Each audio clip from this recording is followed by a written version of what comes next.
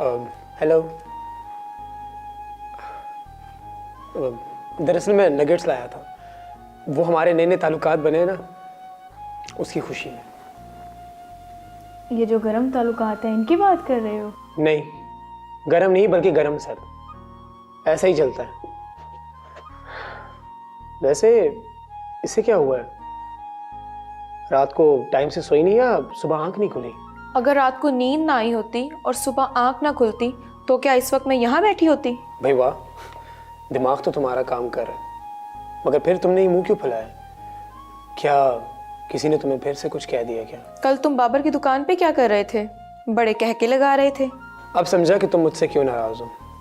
मैंने तुमसे hello hi नहीं की ना, मैंने तुम्हें देखा ही नहीं, तुम ही मुझे पुकार लेती।